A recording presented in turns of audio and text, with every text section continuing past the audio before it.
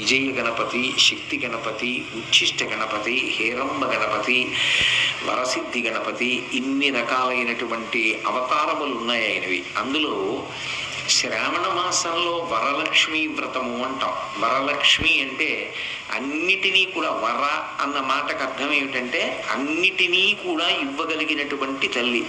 సిద్ధలక్ష్మీర్ మోక్షలక్ష్మీర్ జయలక్ష్మీ సరస్వతి శ్రీలక్ష్మీర్ వరలక్ష్మీశ్చ ప్రసన్నామవసర్వదా అని శ్రీ సూక్తం.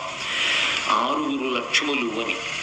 అందులో సిద్ధలక్ష్మి, మోక్షలక్ష్మి, జయలక్ష్మి, సరస్వతి, శ్రీలక్ష్మి, వరలక్ష్మి, చివర వరలక్ష్మి. ఆ వరలక్ష్మిని శ్రావణ మాసంలో వరలక్ష్మి వ్రతం ద్వారా ఆరాధన చేస్తారు. వర అంటే ఉత్కృష్టమైన, అంటే ఇక ఇది అది అని ఉండదు. ఆమె ఇవ్వలేనిది అంటూ ఉండదు. పరమభక్తితో చెయ్యాలి తప్ప వ్రతాన్ని.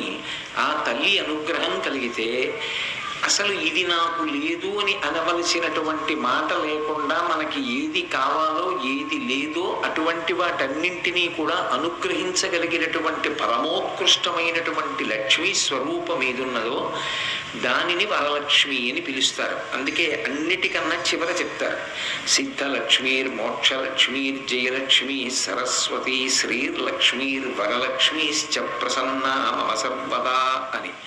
అలాగే విఘ్నేశ్వరుని యొక్క అవతారములు, విఘ్నేశ్వరుని యొక్క రూపములు అనేకమున్నాయి.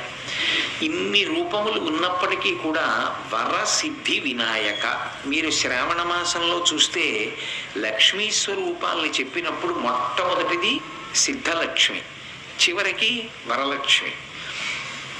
భాద్రపదాసం దగ్గరికి వచ్చేటప్పటికి వర సిద్ధి వినాయక. ఏ వ్రతం చేస్తున్నాము అంటే వరసిద్ధి వినాయక వ్రతం చేస్తున్నాము అంటాం. మనం కాలంలో ఏది చెయ్యబోతున్నామో ఆ రూపాన్ని గురించి తెలుసుకుని చేసినటువంటి కారణం చేత మనసు నిలబడుతుంది. మనసు భక్తితో నిలబడి ఏ పని చేస్తామో దాని చేత పరమాత్మ ప్రసన్నుడవుతాడు. ఇప్పుడు మనం భాద్రపద మాసంలోకి